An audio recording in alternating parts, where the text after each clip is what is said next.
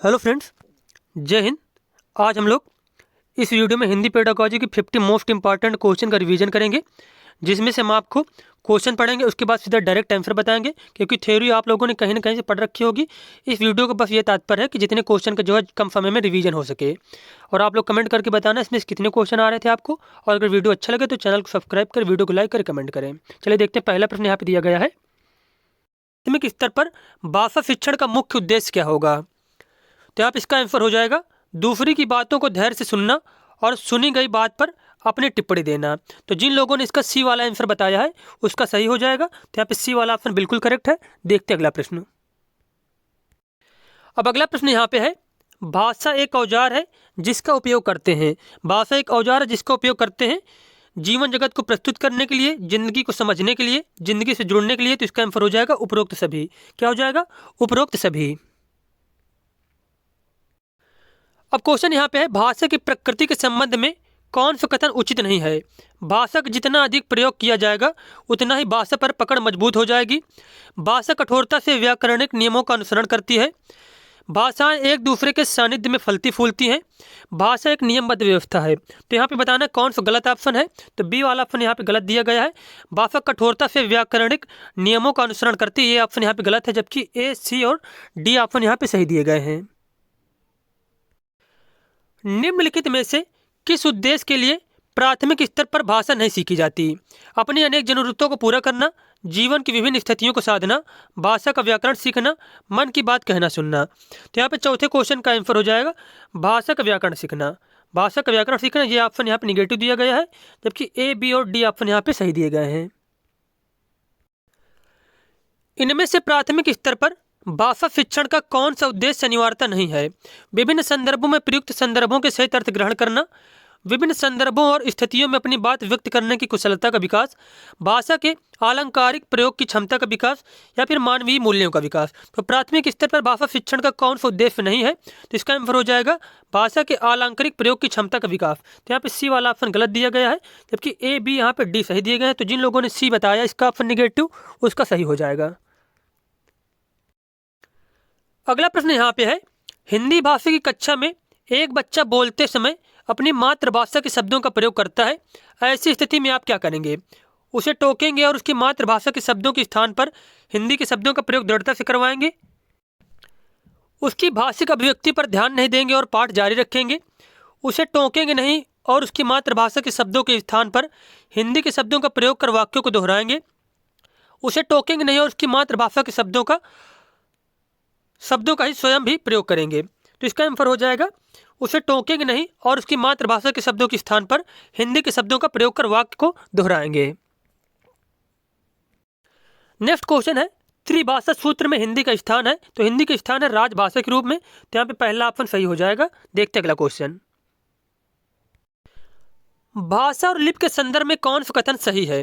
भाषा और लिपि के संदर्भ में कौन सा कथन यहाँ पे सही है हमें बताना है। तो इसका आंसर हो जाएगा किसी भी भाषा को किसी भी लिपि में लिखा जा सकता है। तो यहाँ पे डी वाला ऑप्शन सही दिया गया है।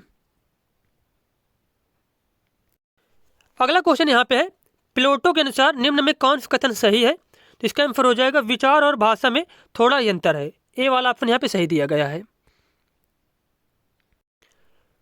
मातृभाषा के संबंध में कौन सा कथन सही है। हमें बताना कि मातृभाषा के संबंध में जो है कौन सा कथन सही है। तो इसका आंसर हो जाएगा यह बालक के क्षेत्र में बोली जाने वाली भाषा है। यह बालक के क्षेत्र में बोली जाने वाली भाषा है। हिंदी के विषय में क्या सही है। तो हिंदी भारत की क्या राजभाषा। हिंदी भारत की राजभाषा है। त्रिभाषा सूत्र सर्वप्रथम किसके द्वारा सुझाया गया था। तो इसका आंसर हो जाएगा यहाँ पे जो 12 नंबर क्वेश्चन का, कोठारी आयोग के द्वारा। कोठारी आयोग के द्वारा।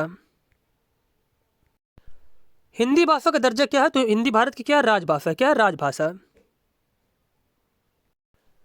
हिंदी भाषा सीखने के संदर्भ में कक्षा 8 में पढ़ने वाले बच्चे से यह अपेक्षित है कि वह हिंदी भाषा की समस्त नियमावली को जान सके, हिंदी भाषा के मुहावरों और लोकोक्तियों को जान सके, विभिन्न संदर्भों में हिंदी भाषा का प्रभावी प्रयोग कर सके, तत्सम प्रधान भाषा का प्रभावी प्रयोग कर सके। तो इसका आंसर हो जाएगा विभिन्न संदर्भों में हिंदी भाषा का प्रभावी प्रयोग कर सके।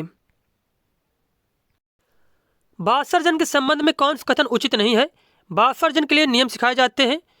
तो यही ऑप्शन गलत हो जाएगी कि भाषा अर्जन के लिए नियम नहीं सिखाए जाते हैं। भाषा जो अर्जन होता है प्राकृतिक रूप से अपने आप से बच्चा जो है चीज़ों को ग्रहण कर लेता है उसमें से। भाषा अर्जन को सहज बनाने के लिए समृद्ध भाषिक परिवेश होना चाहिए, सही है। बिना विद्यालय के भाषा अर्जन संभव, ये भी सही है। सभी बच्चों में भाषा अर्जन की स्वाभाविक क्षमता होती है, ये भी सही है। जबकि यहाँ पे ए वाला ऑप्शन गलत दिया गया है, तो जिन्होंने भी इसका ऑप्शन जो है ए बताया उनका सही हो जाएगा। भाषा में सीखने और भाषा अर्जित करने में अंतर सर्वप्रमुख कारण है।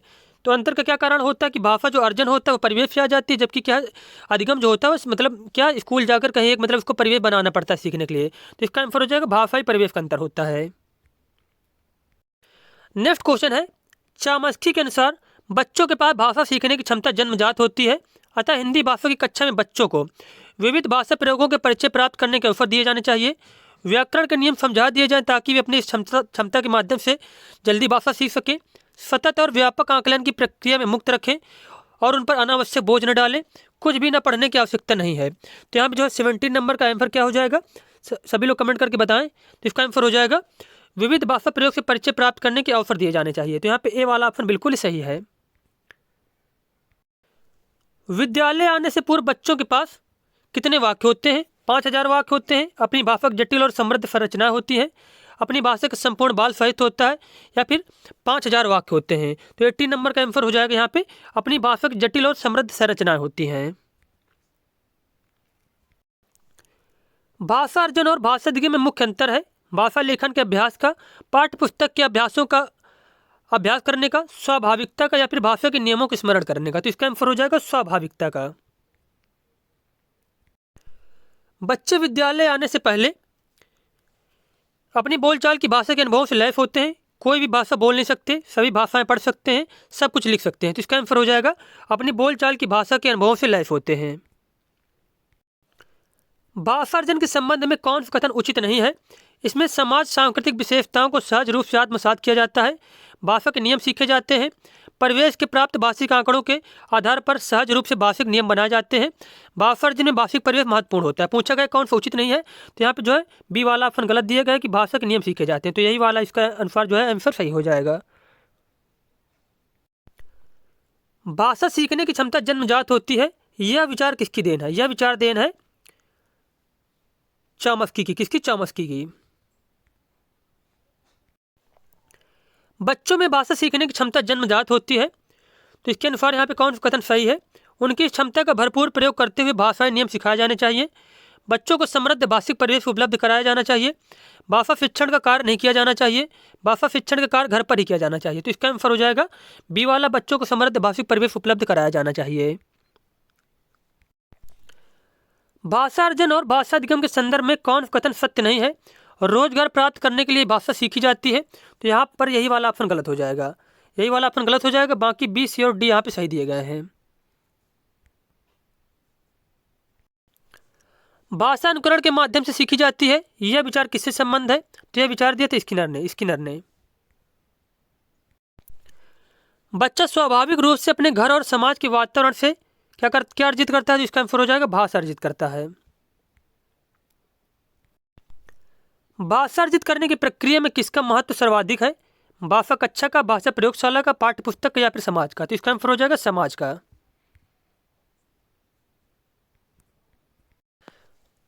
कविता शिक्षण में समीक्षा विधि का प्रयोग किया जाता है, तो इसका आंसर हो जाएगा उच्च कक्षाओं में। समीक्षा विधि का यूज किया जाता है उच्च कक्षाओं में। व्याख्या विधि किस विधि का विस्तारित रूप है? तो व्याख्या विधि किसका विस्तारित रूप है? शब्दार्थ विधि का। कविता शिक्षण में कौन से तत्व उसे गद्य से अलग करता है? भाषा प्रयोग की छटाएं, गेयता, भाषा सौष्ठव की महत्ता, या फिर शब्द भंडार में वृद्धि? तो इसका आंसर हो जाएगा जो है उसकी गेयता। कहानियां बच्चों के भाषा विकास में किस प्रकार सहायक हैं? तो इसका आंसर हो जाएगा यहाँ पे ये बच्चों की कल्पना शक्ति, सृजनात्मकता और चिंतन को बढ़ावा देती हैं। गद्य पाठों के शिक्षण का उद्देश्य नहीं है समृद्ध भाषा प्रयोग के उदाहरण प्रस्तुत करना, समस्त गद्य विधाओं का पूर्ण ज्ञान होना, भाषा संरचना की समझ बढ़ाना, विभिन्न प्रकार की भाषिक प्रयुक्तियों का परिचय देना। तो यहाँ पे पूछा गया इसका जो है उद्देश्य नहीं है, तो इसका आंसर हो जाएगा समस्त गद्य विधाओं का पूर्ण ज्ञान देना, यह इसका जो है उद्देश्य नहीं होता है। व्याकरण शिक्षण के संदर्भ में आपका बल किस बिंदु पर होगा? व्याकरण के नियमों की सैद्धांतिक विवेचना पर, व्याकरण के व्यवहारिक पक्ष पर, व्याकरणिक कोटियों की पहचान पर, या फिर व्याकरणिक नियम को कंठस्थ करने पर। तो इसका आंसर हो जाएगा व्याकरण के व्यवहारिक पक्ष पर। व्याकरण शिक्षण की अपेक्षा बेहतर विधि है, तो यहाँ पे कौन सा जो है व्याकरण शिक्षण की अपेक्षा का बेहतर विधि है, तो इसका आंसर हो जाएगा 34 का आगमन विधि। आगमन विधि। उच्च प्राथमिक स्तर पर व्याकरण शिक्षण का कौन सा तरीका सर्वाधिक प्रभावी है? व्याकरणिक बिंदुओं पर कार्यपत्रक तैयार करके बच्चों को देना, बच्चों को भाषा प्रयोगशाला में व्याकरणिक कोटियों का अभ्यास कराना, व्याकरण के बिंदु पर एक एक करके चर्चा करना, या फिर पढ़ाए जा रहे पाठ के संदर्भ में आए व्याकरणिक बिंदु को स्पष्ट करना। तो इसका आंसर हो जाएगा डी वाला, पढ़ाए जा रहे पाठ के संदर्भ में आए किसी व्याकरणिक बिंदु को स्पष्ट करना। उच्च प्राथमिक स्तर पर अपनाई जाने वाली भाषा शिक्षण युक्तियों में से आप किसे सबसे कम महत्व देंगे? उचित गति प्रवाह के साथ पढ़ना, चित्र दिखाकर उस पर आधारित कविता कहानी लिखना, औपचारिक एवं अनौपचारिक पत्र लेखन, अधूरी कहानी को पूरी कर सुनाना तथा लिखना। तो यहाँ पे पूछा गया सबसे कम इसमें से जो है कम महत्व किसको देना है, तो इसका आंसर हो जाएगा औपचारिक एवं अनौपचारिक पत्र लेखन को। अगला प्रश्न है, भाषा शिक्षण के किस विधि में लक्ष्य भाषा सिखाते समय मातृभाषा का प्रयोग नहीं किया जाता? तो इसका आंसर हो जाएगा प्रत्यक्ष विधि में। बच्चों को समृद्ध भाषिक परिवेश उपलब्ध कराने में कौन सहजता से योगदान दे सकता है या फिर दे सकती है? तो यहाँ इसका आंसर हो जाएगा स्वयं शिक्षक का भाषा प्रयोग। कविता शिक्षण में आप सर्वाधिक महत्व किसे देंगे? तो इसका आंसर हो जाएगा कविता का भावपूर्ण पठन और रसानुभूति। नाटक शिक्षण में सतत और व्यापक मूल्यांकन के लिए निम्नलिखित में कौन से सर्वाधिक महत्वपूर्ण है? तो नाटक शिक्षण में सतत और व्यापक मूल्यांकन के लिए सबसे ज्यादा उचित क्या होगा यह हमें बताना। तो इसका आंसर हो जाएगा पढ़े गए नाटक का मंचन। पढ़े गए नाटक का मंचन। निम्न में से कौन सी गद्य शिक्षण की विधि नहीं है? तो गद्य शिक्षण की विधि नहीं है यहाँ पे गीत विधि, शब्दार्थ विधि, व्याख्या विधि या फिर प्रश्नोत्तर विधि। तो यहाँ पे 41 का आंसर हो जाएगा गीत विधि। अगला प्रश्न है, कविता शिक्षण की व्यास विधि का प्रयोग किस स्तर पर सबसे अधिक महत्वपूर्ण है? तो इसका आंसर हो जाएगा उच्च कक्षाओं में। अगला क्वेश्चन है, पाल भाषा की कक्षा में अक्सर बाल साहित्य पढ़ते हुए नजर आता है, इसका संभावित कारण क्या हो सकता है? तो इसका आंसर हो जाएगा उसके पढ़ने के प्रति ललक है, मतलब उसकी रुचि है। अगला प्रश्न है, हिंदी भाषा की कक्षा में सबसे महत्वपूर्ण है, तो इसका आंसर हो जाएगा बच्चों की भाषाई क्षमता में विकास। नेक्स्ट क्वेश्चन है, उच्च प्राथमिक स्तर पर भाषा सीखने सिखाने की प्रक्रिया में परिवार, पड़ोस, विद्यालय के साथ अत्यंत महत्वपूर्ण भूमिका निभाते हैं। संचार माध्यम, भाषा प्रयोगशाला के उपकरण, पुस्तकालय या फिर शब्दकोश। इसका आंसर हो जाएगा संचार माध्यम। अगला प्रश्न यहाँ पे है, भाषा की पाठ्य पुस्तक में ऐसे पाठ चुने जाएं जो संक्षिप्त हो, प्रसिद्ध लेखकों के हों, बच्चों की संवेदना लोक के साथी बन सके या फिर अनिवार्यता मूल्य से ओतप्रेत हो। तो इसका आंसर हो जाएगा बच्चों के संवेदना लोक के साथी बन सके। अगला प्रश्न यहाँ पे है, पूरक पाठ्य पुस्तक का उद्देश्य। पूरक पाठ्य पुस्तक उद्देश्य क्या होता है? वाचन का अभ्यास। वाचन का अभ्यास। अगला प्रश्न है, निम्नलिखित में से सर्वाधिक प्रभावी सहायक शिक्षण सामग्री कौन सी है? तो इसका आंसर हो जाएगा दृश्य श्रव्य शिक्षण सामग्री। दृश्य श्रव्य शिक्षण सामग्री। अगला क्वेश्चन है, दृश्य श्रव्य साधनों की सहायता से अनुभवों के आधार पर एक विशेष प्रकार का वर्गीकरण जिसे अनुभव का त्रिकोण के रूप में जाना जाता है किसके द्वारा प्रस्तुत किया गया है? तो इसका आंसर हो जाएगा एडगर डेल के द्वारा। अगला प्रश्न यहाँ पे है, कक्षा में प्रयोग की गई कोई भी सामग्री तभी शैक्षिक सामग्री कही जा सकती है जब वह सीखने सिखाने में उपयोगी साबित हो। सीखने सिखाने में उपयोगी साबित हो।